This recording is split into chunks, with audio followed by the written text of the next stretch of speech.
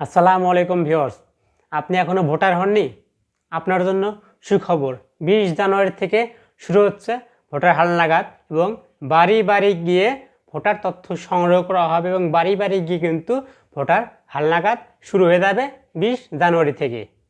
তো viewers, voter হতে ন্যূনতম কত বছর বয়স হতে হবে এবং ভোটার হওয়ার জন্য, ভোটার তথ্য দেওয়ার জন্য আপনার কাছে কি কি কাগজপাতিগুলো হাতে সংগ্রহ করে রাখতে হবে, এটা নিয়ে থাকছে আজকের ভিডিও।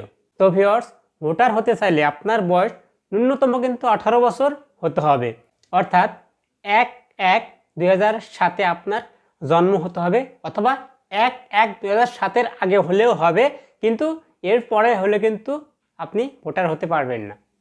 তো এখন আসি কাগজপাতি, কি কি কাগজপাতি আপনাকে সংগ্রহ করে রাখতে হবে 20 জানুয়ারির আগে। 1 নম্বরে অনলাইন জন্ম সনদ, বাংলা ও ইংরেজি, এটা আপনাকে অবশ্যই সংগ্রহ করে রাখতে হবে। 2 সকল শিক্ষাগত যোগ্যতা যদি থাকে।